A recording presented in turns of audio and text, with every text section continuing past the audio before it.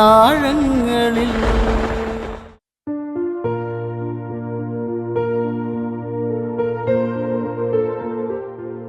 ഓരോ തിരയും തീരത്തടുക്കുന്നത് ഓരോ പ്രതീക്ഷകളുമായാണ്.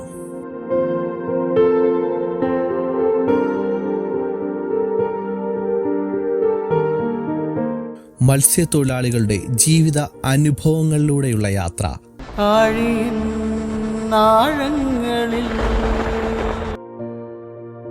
ഇത് ആലപ്പുഴ ജില്ലയിലെ പുന്നപ്പറ സ്വദേശി തോബിയാസ്.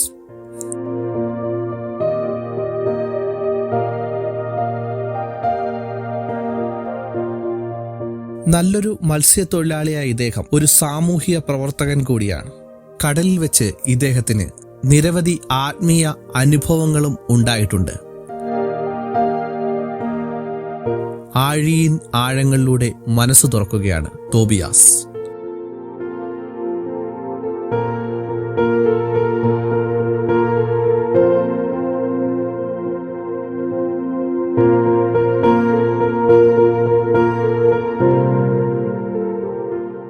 എല്ലാവർക്കും നമസ്കാരം.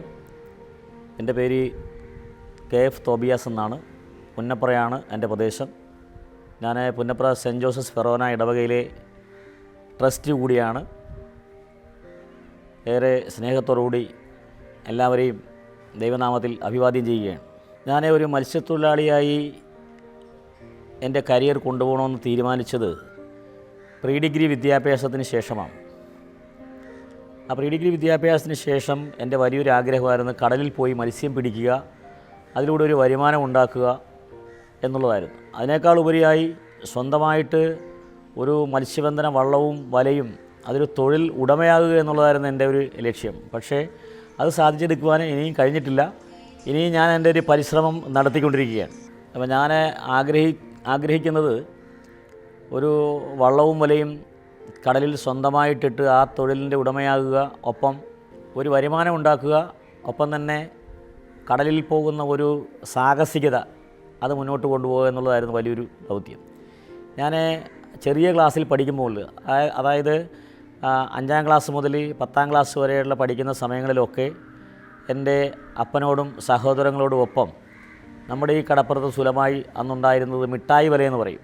ആ മിഠായി വലയിടുമ്പോൾ അവരുടെ കൂടെ പോയി കമ്പയിൽ പിടിച്ച് ആ കമ്പയിൽ വലിച്ച് കൊണ്ടുവന്ന് ചെമ്മീനും നങ്കും അതുപോലുള്ള മത്സ്യങ്ങളുമൊക്കെ ധാരാളമായിട്ടുണ്ടാവാറുണ്ട്.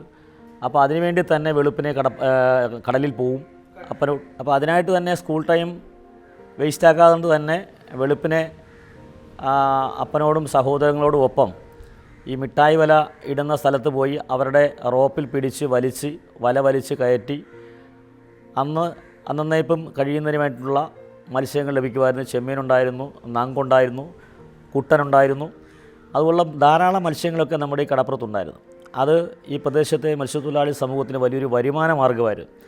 അതിനുശേഷമൊക്കെയാണ് ഏകദേശം ഒരു 10-25 വർഷം ആയി കാണണം, 10-25-30 വർഷങ്ങളായിട്ടുണ്ട് ഇപ്പോൾ ഈ പൊങ്ങും വലയും എന്ന് പറയുന്നൊരു സംവിധാനം ഈ കടപ്പുറത്തുണ്ടായി.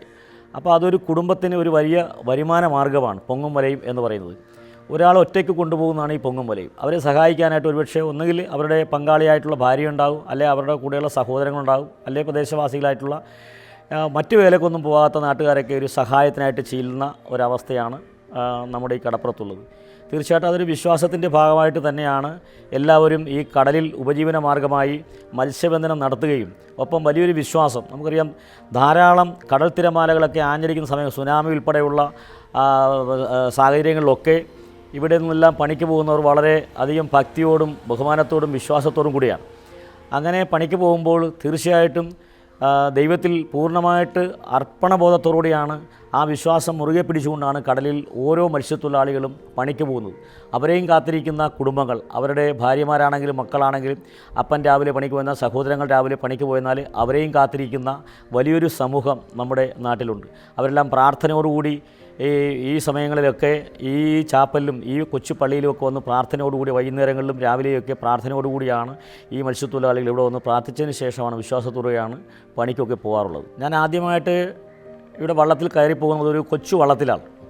ആ ഒരു കൊച്ചു വള്ളത്തിൽ കയറി പോകുമ്പോൾ ആ വള്ളത്തിൽ കയറി പടിഞ്ഞാറോട്ട് പോയി ഏകദേശം ഈ കരയിൽ നിന്ന് ഏകദേശം ഒരു 4 കിലോമീറ്റർ പടിഞ്ഞാറ് ചെന്നപ്പോൾ കടൽ ചൊരിക്ക് എനിക്ക് അനുഭവപ്പെടുകയും അമിതമായി വൊമിറ്റ് ചെയ്യുകയും ചെയ്തു.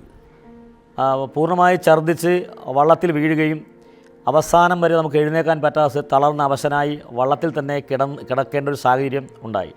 അങ്ങനെ കരയെത്തിയപ്പോഴാണ് ഞാൻ കരയെത്തി എന്നുള്ള വിവരം അറിയുന്നത്. അത്രയേറെ തളർന്ന അനുഭവത്തിൽ പിറ്റേ ദിവസം പോകണ്ടെന്നൊരു തീരുമാനിച്ചു. എന്നാൽ വീണ്ടും നമ്മുടെ വീടിൻ്റെ സാഹചര്യങ്ങളുടെയൊക്കെ ബുദ്ധിമുട്ട് കൊണ്ട് വീണ്ടും ആ തൊഴിലിലേക്ക് പോകാനായിട്ട് സാധിച്ചു. പിന്നെ കടൽ ചുരുക്കൊന്നും ഇല്ലാതെ കൊണ്ട് തന്നെ വലിയ വള്ളങ്ങളിലൊക്കെ പോകാൻ തുടങ്ങി. പിന്നെ അവിടെ നിന്ന് പിന്നെ ലൈലൻഡ് വള്ളത്തിലും അതുപോലെ തന്നെ കൊച്ചിയിലും കൊല്ലത്തും ബോട്ടുകളിലുമൊക്കെ പോകാനായിട്ടുള്ളൊരു സാഹചര്യം ദൈവ അനുഗ്രഹത്താൽ എനിക്കുണ്ടായി. അപ്പോൾ ഇപ്പോൾ എനിക്ക് കടലിൽ എത്ര ദൂരം, ഇപ്പോൾ ഞാൻ ആഗ്രഹിക്കുന്നത് ഏറ്റവും അടുത്ത മാസം തന്നെ ലക്ഷദ്വീപിൽ എൻ്റെ ഒരു സുഹൃത്ത് തന്നെ വിളിച്ചിട്ടുണ്ട്. അവിടുത്തെ ബോട്ടിൽ പണിക്ക് പോകാൻ വിളിച്ചിട്ടുണ്ട്. അപ്പോൾ ഒരുപക്ഷെ സാഹചര്യം അനുവദിക്കുകയാണെങ്കിൽ, ദൈവം അനുഗ്രഹിക്കുകയാണെങ്കിൽ ഞാൻ അടുത്ത മാസം തന്നെ ലക്ഷദ്വീപിൽ അവിടുത്തെ വലിയ ഒരു ഫിഷിംഗ് ബോട്ടിൽ പോകാനായിട്ടുള്ള ചാൻസ് വന്നിട്ടുണ്ട്. അതിലേക്ക് പോകണം എന്നുള്ള ആഗ്രഹം എനിക്കുള്ളത്.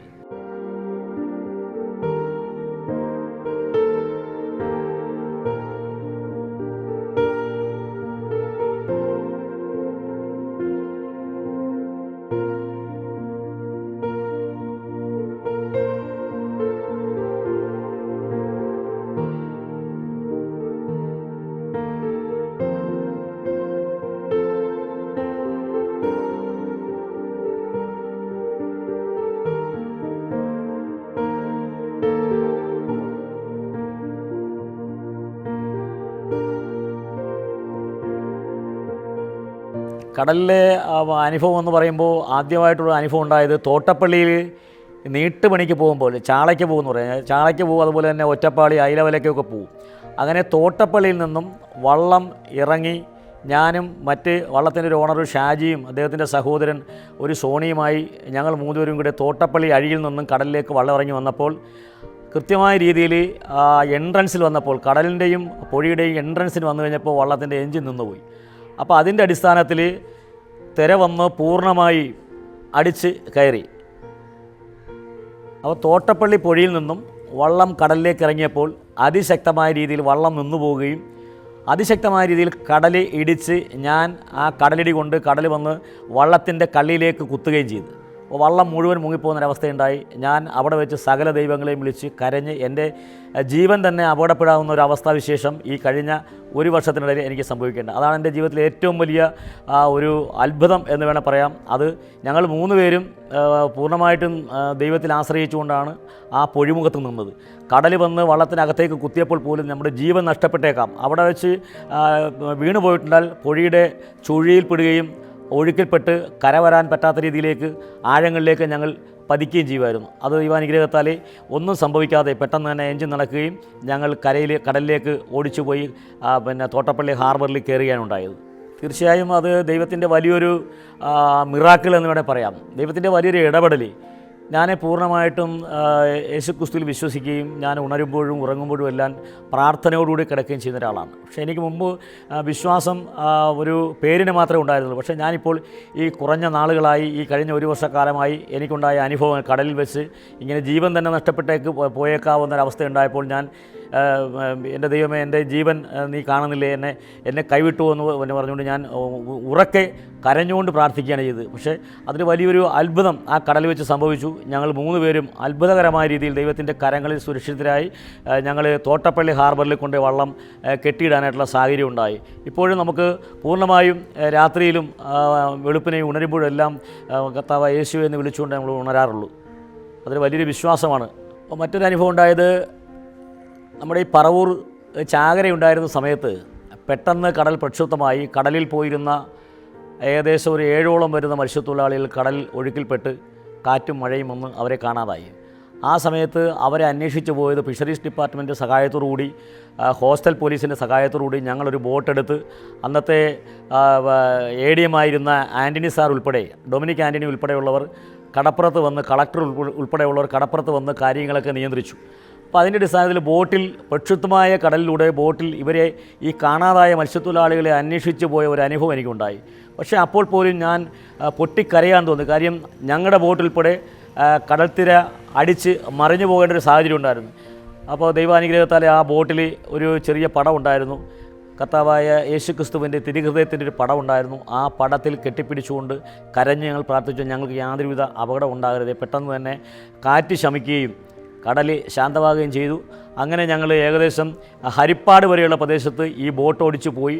അപ്പോൾ ഹെലികോപ്റ്റർ വന്ന് ഈ 7 പേരെയും ഹെലികോപ്റ്ററിൽ ഏണി ഇട്ട് കൊടുത്തുകൊണ്ട് അവരെ കടലിൽ നിന്ന് തന്നെ ജീവനോടുകൂടി തന്നെ അവരെ രക്ഷിക്കാൻ പറ്റിയ ഒരു സാഹചര്യം അന്നുണ്ടായി. അന്ന് ഹരിപ്പാട് പ്രാഥമിക ആരോഗ്യ കേന്ദ്രത്തിൽ അവരെ കൊണ്ട് ആ മത്സ്യത്തൊഴിലാളികളെ കൊണ്ടുപോയി അവിടെ ചികിത്സിച്ച് അവരെ രോഗസൗഖ്യം കൊടുക്കുവാനായിട്ട് കഴിഞ്ഞു. അത് ഈ കരയിലുള്ള മുഴുവൻ ആൾക്കാരുടെയും പ്രദേശവാസികളുടെ മുഴുവൻ പ്രാർത്ഥനയും പള്ളികളിലും ആരാധനാലയങ്ങളിലും നമ്മുടെ ചർച്ചുകളിലെല്ലാം വലിയ പ്രാർത്ഥനകളും വലിയ നിലവിളികളിലും ഉയർന്നതിൻ്റെ അടിസ്ഥാനത്തിൽ വലിയൊരു അത്ഭുതം, ദൈവത്തിൻ്റെ വലിയൊരു അത്ഭുതമാണ് അവിടെ സംഭവിച്ചത്.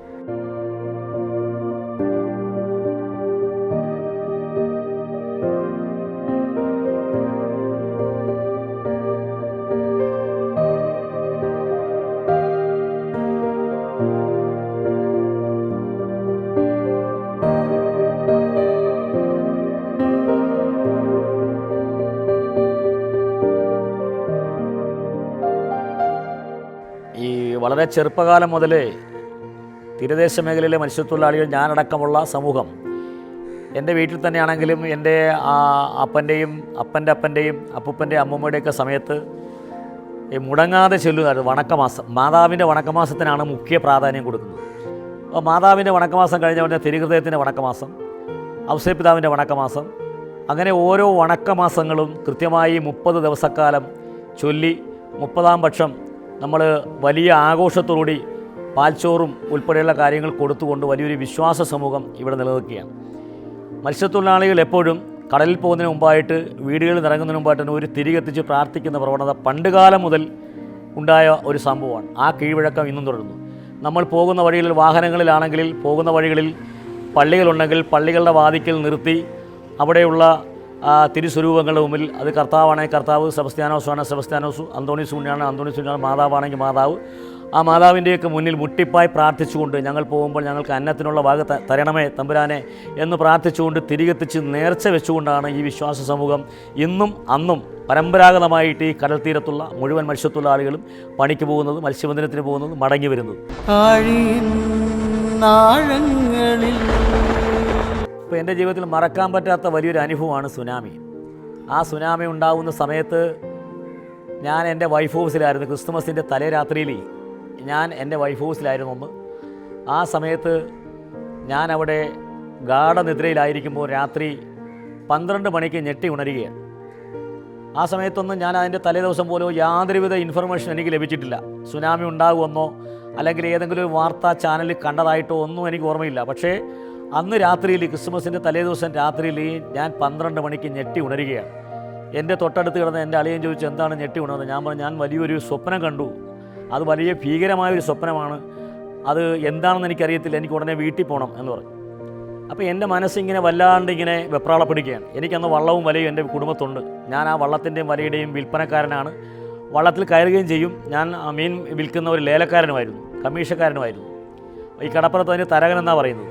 അപ്പോൾ ആ സമയത്ത് ഞെട്ടി ഉണർന്നപ്പോൾ എൻ്റെ അളിയൻ ചോദിച്ചു, എന്താണ് ഇങ്ങനെ ഞെട്ടി ഉണർന്നത്? ഞാനിങ്ങനെ പറഞ്ഞു, ഞാൻ ഒരു ദുരന്തമുണ്ടാകുന്നൊരു സ്വപ്നം കണ്ടു. എന്ത് സ്വപ്നമാണ്? ഞാൻ പറഞ്ഞു, കടലും കായലും തമ്മിൽ ഒന്നിക്കുന്നു, മത്സ്യത്തൊഴിലാളികളെല്ലാം ഒഴുകിപ്പോകുന്നു. കടൽ ഭയങ്കര ഭീകര രൂപം പ്രാപിച്ച് കരയിലേക്ക് വന്നപ്പോൾ എൻ്റെ വള്ളം ഉൾപ്പെടെയുള്ള പ്രദേശത്തെ മത്സ്യത്തൊഴിലാളിയുടെ വള്ളങ്ങളെല്ലാം സീവോളിൻ്റെ മുകളിൽ ഇരിക്കുന്നു, വലയെല്ലാം താന്നു പോകുന്നതായിട്ട് ഞാനൊരു സ്വപ്നം കണ്ടു. അപ്പോൾ എൻ്റെ അളിയൻ എന്നോട് പറഞ്ഞു, അത് പണ്ടെങ്ങാണ്ട് ബൈബിളിലൊക്കെ എഴുതി വെച്ചിരുന്ന കാര്യങ്ങളാണ്, അതുകൊണ്ട് അളിയൻ ഇങ്ങനെ ബൈബിളൊക്കെ വായിക്കുന്നുണ്ട് ഇങ്ങനെ തോന്നുന്നതാണെന്ന് പറഞ്ഞു. ഞാൻ പറഞ്ഞു, അല്ല, എൻ്റെ മനസ്സ് അനുവദിക്കുന്നില്ല, എന്തോ സംഭവമുണ്ട്, എനിക്ക് രാത്രി തന്നെ പോകണമെന്ന് പറഞ്ഞു. പറഞ്ഞില്ല, വെളുപ്പിനെ പോകാം, അതുകൊണ്ട് വെള്ളം കുടിച്ചിട്ട് കിടക്കുന്ന പറഞ്ഞു. ഞാൻ ഒരു മന്ത വെള്ളവും കുടിച്ചുകൊണ്ട് കിടന്നിട്ട് എനിക്ക് ഉറക്കം വരിക, എനിക്ക് ഉറങ്ങാൻ കഴിയുന്നില്ല. ആരോ എന്നെ തട്ടി ഉണർത്തുന്ന പോലെ തോന്നുന്നു. പക്ഷേ ഞാൻ വെളുപ്പിനെ 4 മണിക്ക് വീണ്ടും എനിക്ക് പോകണമെന്ന് പറഞ്ഞുകൊണ്ട് ആ 12 മണി മുതൽ 4 മണി വരെ എനിക്ക് ഉറക്കം വരുന്നില്ല. ഞാൻ തിരിഞ്ഞും മറിഞ്ഞും കിടക്കുക. ഞാനങ്ങനെ 4 മണിക്ക് പടിഞ്ഞാറോട്ട് വന്നു. വീട്ടിൽ വന്നു, പല്ല് തേച്ച് ഒന്ന് റെഡിയായി നേരെ പരപരാ വിളിക്കുമ്പോൾ ഞാൻ ഈ കുരിശടിയുടെ വാതിക്കൽ വന്നു. അപ്പോൾ ഇവിടെ ഒരു മരണം ഉണ്ടായി. അതാണ് എനിക്ക് ഏറ്റവും നന്നായിട്ട് ഓർക്കുന്നത്. ആ തൊട്ട് കിഴക്കേ വീട്ടിൽ ഈരശ്ശേരിയിൽ ആവേലു വാപ്പ എന്ന് പറയും. ആവേലു വലിയപ്പം മരിച്ച ദിവസമാണ്. ആ മരണസമയത്ത് ആ മരണം കൂടെ കാണാമെന്ന് കരുതി ഞാൻ ആ വീട്ടിൽ ചെന്നു. ആ ബോഡിയും കണ്ടു, ആ പിണവും കണ്ടത്. ഞാൻ പടിഞ്ഞാറോട്ട് നോക്കുമ്പോൾ എങ്ങനെയാണോ ഞാൻ തലേദിവസം രാത്രി സ്വപ്നത്തിൽ കണ്ടത് അതുപോലെ തന്നെ വെള്ളപ്പതകണക്ക് ഈ പടിഞ്ഞാറുനിന്ന് കടലിൽ കിഴക്കോട്ട് വരുന്നു. ഞാനപ്പോൾ പെട്ടെന്ന് തന്നെ എന്നെ സ്വപ്നത്തിൽ കാണിച്ച തമ്പുരാനെ ഓർത്തു. ദൈവത്തെ ഓർത്തുകൊണ്ട് ഞാൻ എൻ്റെ വള്ളം വരുന്നത് പറവൂരാണ്. അന്ന് പറവൂരാണ് ചന്തക്കടവ്. ഞാൻ നേരെ പറവൂരോട്ട് ഓടുമ്പോൾ ഈ തൊട്ടടുത്ത് 2-3 വള്ളങ്ങളിരുന്നു. പോപ്പുലർ വള്ളം, അതുപോലെ രാജേഷ് വള്ളം, പിന്നെ സായിപ്പ് വള്ളം, അങ്ങനെ കുറച്ചധികം വള്ളങ്ങളുടെ കരയിൽ കയറ്റി വെച്ചിരുന്നു. ആ വള്ളങ്ങൾ ഒഴുകി പോകുമ്പോൾ ഇവിടെ അലമുറയിട്ട് കരയുകയാണ്. ഇവിടുത്തെ അമ്മമാരും സഹോദരങ്ങളും നാട്ടുകാരുടെ അലമുറയിട്ട് കരയുകയാണ്. വള്ളത്തെ പിടിച്ചു നിർത്താൻ പറ്റുന്നില്ല. വള്ളം പടിഞ്ഞാറ് കടലിലേക്ക് പോകുന്നു. ഞാൻ ഓടിച്ചെന്നപ്പോൾ കഴിഞ്ഞ ദിവസം രാത്രിയിൽ എങ്ങനെയാണോ എന്നെ സ്വപ്നത്തിൽ, ആ സ്വപ്നത്തിൽ എന്ത് ദർശനമാണോ എനിക്ക് ലഭിച്ചത്, അതുപോലെ തന്നെ എൻ്റെ വള്ളം സീവോളിലിരിക്കുന്നു. വലകൾ മുഴുവൻ കടലിൽ താന്നു പോയിരിക്കുന്നു. ഇത് കണ്ടപ്പോൾ ഞാൻ പൂർണ്ണമായിട്ടും എൻ്റെ ദൈവത്തിൽ പൂർണ്ണമായിട്ട് ഞാൻ ആശ്രയിച്ചു. അന്ന് മുതൽ ഇന്ന് വരെ എൻ്റെ വിശ്വാസത്തിന് യാതൊരു കുഴപ്പമില്ല. എൻ്റെ ജീവിതത്തിൽ ഞാൻ എന്ത് തുടക്കം കുറിച്ചെന്നാലും എൻ്റെ 2 കുട്ടികളും ഞാൻ ആഗ്രഹിച്ചു അവർക്ക് നല്ലൊരു ജീവിതം, നല്ലൊരു പഠനവും നല്ലൊരു ജീവിതം ഉണ്ടാകണം എന്നാഗ്രഹിച്ചു. ദൈവത്തിൻ്റെ അനുഗ്രഹത്താൽ അവർ ഒരാളിന്നിപ്പോൾ ഡോക്ടറായി, 2 പെൺകുട്ടികളാണ്. ഒരാളിന്ന് ഡോക്ടറായി, രണ്ടാമത്തെ ആൾ MBBS പഠിക്കുന്നു. ദൈവം അത്രത്തോളം കരുണ കാണിച്ചുകൊണ്ട് എൻ്റെ ജീവിതത്തിൽ മഹാ അത്ഭുതങ്ങൾ പ്രവർത്തിച്ചിരിക്കുകയാണ്. അത് ഞാൻ ദൈവത്തിന് നന്ദി പ്രകാശിപ്പിക്കുകയാണ്. സുനാമിക്ക് ശേഷം ഉണ്ടായ മഹാ ഒരു അത്ഭുതം എന്ന് പറയുമ്പോൾ, ഞങ്ങളുടെ ഈ പഞ്ചായത്തിൽ തന്നെ ഞാൻ പഞ്ചായത്ത് മെമ്പറായിരിക്കുന്ന സമയത്ത് പ്രളയ കാലഘട്ടത്തിൽ പ്രളയമുണ്ടായപ്പോൾ ഇവിടെയുള്ള മുഴുവൻ മത്സ്യത്തൊഴിലാളികളും മറ്റുള്ളവരുടെ ജീവൻ രക്ഷിക്കുവാൻ വേണ്ടി നെടുമുടിയിലും ചമ്പക്കുളത്തും മറ്റ് പ്രദേശങ്ങളിലുമൊക്കെ, കിഴക്കൻ പ്രദേശങ്ങളിൽ ചങ്ങന്നൂർ, തിരുവല്ല ഭാഗങ്ങളിലൊക്കെ ഇവിടെ രക്ഷകരായി ഇവിടുത്തെ മത്സ്യത്തൊഴിലാളികൾ വള്ളവും കയറ്റി, ഇവിടെയുള്ള വള്ളവും കയറ്റി പോവുകയുണ്ടായി. ആ സമയത്ത് പ്രളയം വന്ന് പിടിച്ചപ്പോൾ രക്ഷകരെന്നോണം ചമ്പക്കുളത്തുള്ള വലിയൊരു കൂട്ടായ്മ, ചമ്പക്കുളം ഫേസ്ബുക്ക് കൂട്ടായ്മ എന്ന് പറയുന്ന ഒരു ഡോക്ടറുടെ സംഘം എന്നെ വിളിക്കുകയും ഈ പ്രദേശത്തെ മത്സ്യത്തൊഴിലാളികളെ സഹായിക്കാൻ ഞങ്ങൾക്ക് ആഗ്രഹമുണ്ടെന്ന് പറഞ്ഞുകൊണ്ട് അവിടെ നിന്ന് ഇവിടെ ഏകദേശം 1000-ഓളം കിറ്റുകൾ, 1000 രൂപ വീതം ഉള്ള 1000-ഓളം കിറ്റുകൾ ഓരോ ഭവനങ്ങളിലും കൊടുക്കുവാനായിട്ട് 2 വാഹനങ്ങളിലാക്കി ഇവിടെ കൊണ്ടുവന്നു. അതിൻ്റെ നേതൃനിരയിൽ നിന്നുകൊണ്ട് അവരെല്ലാവരെയും സഹായിക്കുവാനായിട്ട് ആ പ്രളയ സമയത്ത് മറ്റൊരു പ്രദേശത്തും ചെയ്യാത്ത വലിയൊരു മഹാ അനുഗ്രഹം നമ്മുടെ ഈ പ്രദേശത്ത് കൊടുക്കുവാൻ കഴിഞ്ഞു. അവരെ സഹായിക്കുവാൻ കഴിഞ്ഞു. അവരുടെ ഒരു നേരത്തെയെങ്കിലും പട്ടിണി മാറ്റുവാൻ ആ ചമ്പക്കുളം കൂട്ടായ്മയുടെ സഹായത്താൽ കഴിഞ്ഞു എന്നുള്ളത് ദൈവത്തിൻ്റെ വലിയൊരു മഹാ അത്ഭുതമായിട്ട് കരുതുന്നു. ഈ മേഖലയിലുള്ള മത്സ്യത്തൊഴിലാളികൾ ലത്തീൻ കത്തോലിക്കരാണ്. അപ്പോൾ ലത്തീൻ മേഖലയിലുള്ള ഈ മത്സ്യത്തൊഴിലാളികൾ കൂട്ടായ വിശ്വാസവും കൂട്ടായ്മയും എല്ലാ ഞായറാഴ്ചകളിലും വെളുപ്പിനെ 5:30 മണിക്ക് കുർബാനയുണ്ട്. ആ കുർബാന മുടങ്ങാതെ കൂടുന്നവരാണ് മത്സ്യത്തൊഴിലാളികൾ. മറ്റ് വേലക്കൊന്നും പോകാത്തവർ എല്ലാ ദിവസവും കുർബാന മുടങ്ങാതെ കൂടാറുണ്ട്. ഇവരൊരു കൂട്ടായ്മ എന്ന് പറയുമ്പോൾ നമ്മുടെ പ്രദേശത്തിൻ്റെ പൊതുവായിട്ടുള്ള കാര്യങ്ങൾക്ക് വേണ്ടി സമരങ്ങൾക്കാണെങ്കിലും മറ്റൊരു ആനുകൂല്യങ്ങൾ നേടിയെടുക്കുന്ന കാര്യത്തിലും ഒത്തൊരുമിച്ച് നിൽക്കാനായിട്ടുള്ള ഒരു വലിയ കൂട്ടായ്മ ഇവിടുത്തെ മത്സ്യത്തൊഴിലാളി സമൂഹത്തിനുണ്ട്. ഇപ്പോൾ തന്നെ നമ്മുടെ പ്രദേശത്ത് ഈ കാർന്ന് തിന്നുവാൻ നിൽക്കുന്ന വലിയൊരു വിപത്താണ് ഈ കടൽമണൽ ഖനനവും ഒപ്പം തന്നെ കരിമണൽ ഖനനവും. ഈ കരിമണൽ ഖനനവും കടൽമണൽ ഖനനവും നടന്നു കഴിഞ്ഞാൽ പ്രദേശത്തെ മത്സ്യത്തൊഴിലാളികളുടെ ജീവിതത്തിൻ്റെ നിലനിൽപ്പ് തന്നെ ഇല്ലാതാകും. അപ്പോൾ അത് കണ്ടുകൊണ്ട് ഈ പ്രദേശത്തെ മത്സ്യത്തൊഴിലാളികളും അതുപോലെ തന്നെ അവരുടെ വീട്ടിലുള്ള ഭാര്യമാരും മക്കളും അടക്കം ഈ പ്രദേശത്ത് നിന്ന് സമരസന്നദ്ധരായി മുന്നോട്ട് വരികയും ഒത്തൊരുമയുടെയും കൂട്ടായ്മയുടെയും ഒക്കെ ഒരു വലിയ പിൻബലം നമ്മുടെ പള്ളികളുടെയൊക്കെ സഹായത്തോടെ, വൈദികരുടെയൊക്കെ സഹായത്തോടെ, സമൂഹങ്ങളുടെ എല്ലാ കൂട്ടായ്മയോടുകൂടി ഈ പ്രദേശത്ത് ഒത്തൊരുമിച്ച് നിന്നു കഴിഞ്ഞാൽ എന്തും നേടിയെടുക്കാൻ കഴിയുമെന്നുള്ള വലിയ ഉറച്ച വിശ്വാസം ഇവിടുത്തെ മത്സ്യത്തൊഴിലാളി സമൂഹത്തിനുണ്ട്. അത് ഉണ്ടാക്കിക്കൊണ്ടുവരുന്നത് നമ്മുടെ ഈ ചർച്ചിൽ നിന്നുള്ള വലിയൊരു കൂട്ടായ്മയാണ്. അതിൻ്റെ ഇടവക സമിതിയുടെ കൂട്ടായ്മയാണ്, പള്ളി കമ്മിറ്റിയുടെ കൂട്ടായ്മയാണ്, സ്നേഹസമൂഹങ്ങളുടെ കൂട്ടായ്മയാണ്. ഈ കൂട്ടായ്മ എല്ലാ കാലഘട്ടത്തിലും നമ്മുടെ മേഖലയിൽ വളർത്തിക്കൊണ്ടുവരുന്നത് പള്ളികളാണ്.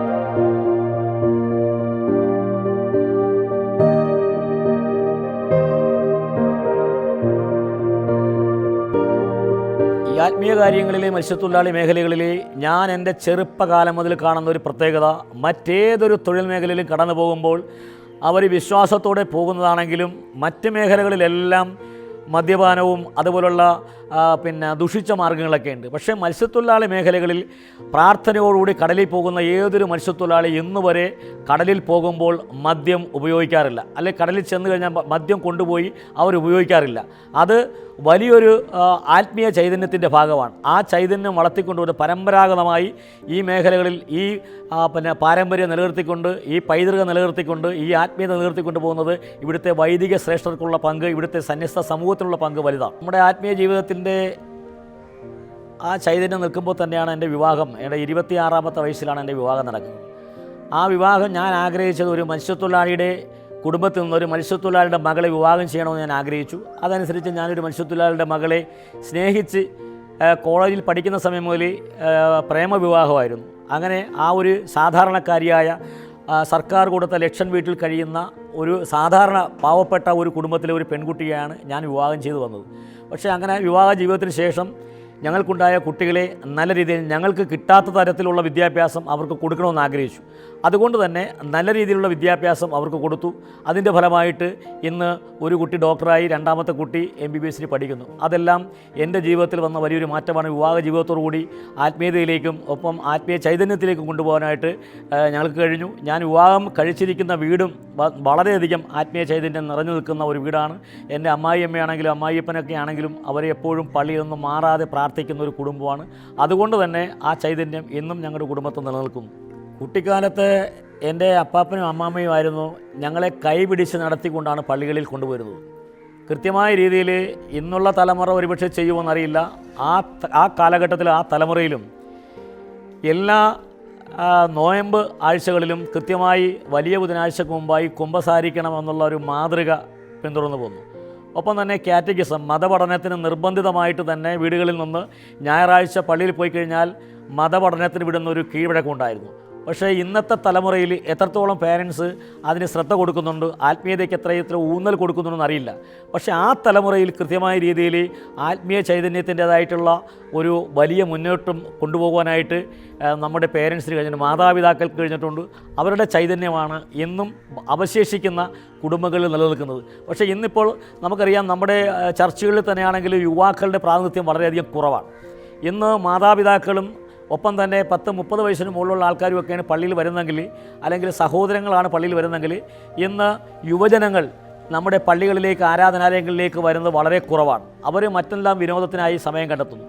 പക്ഷേ ആ പഴയ തലമുറയിൽ ഉണ്ടായിട്ടുള്ള ആ ഒരു ആത്മീയ ചൈതന്യം, ആ യുവചൈതന്യം, അന്നത്തെ പേരൻസ് നൽകിയ ആ മാതൃകാപരമായിട്ടുള്ള ആത്മീയ കീഴ്വഴക്കം ഇന്നത്തെ തലമുറയിലേക്ക് കൊണ്ടുവന്നു കഴിഞ്ഞാൽ നമുക്ക് കൂടുതലായിട്ട് നമ്മുടെ സമൂഹത്തിന് ആത്മീയ ചൈതന്യത്തിൽ ഉറച്ചു നിൽക്കുവാൻ കഴിയും എന്നുള്ളതാണ് എൻ്റെ വിശ്വാസം.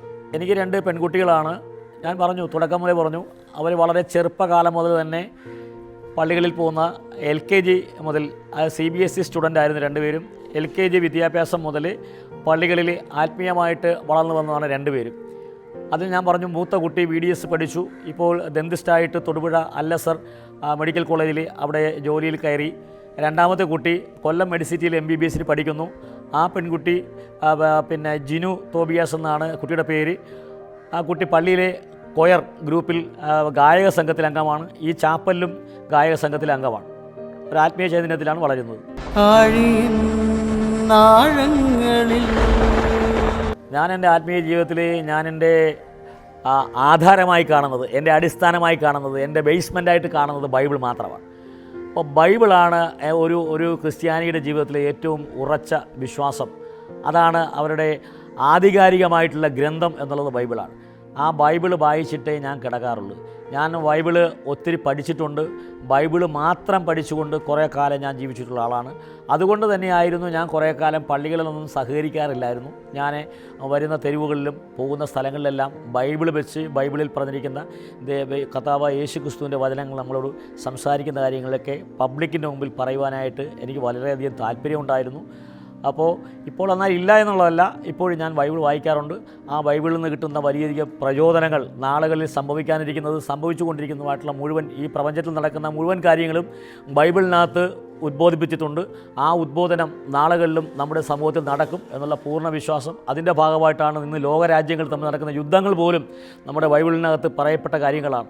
അപ്പോൾ തീർച്ചയായിട്ടും ഈ സമൂഹത്തിൽ ജീവിക്കുന്ന എന്നെപ്പോലുള്ള മത്സ്യത്തൊഴിലാളികൾക്ക് ദൈവത്തിൻ്റെ കൃപയാൽ ഈ സമൂഹത്തിൽ ജീവിച്ചു പോകാൻ മുന്നോട്ടുള്ള പ്രയാണങ്ങൾക്ക് ബൈബിള് വലിയൊരു അടിസ്ഥാനവും ആധികാരികമായ ഗ്രന്ഥമാണ്. അതിനേക്കായിട്ട് നമ്മളെ പ്രവേശിപ്പിക്കുവാൻ കഴിഞ്ഞ അത്തരം ഒരു ആത്മീയ ജീവിതത്തിലേക്ക് മുന്നോട്ട് കൊണ്ടുപോകാൻ ബൈബിൾ വഴി സാധിച്ച എനിക്ക് എന്നും കൃതജ്ഞതയും സന്തോഷവും മാത്രമേ ഉള്ളൂ.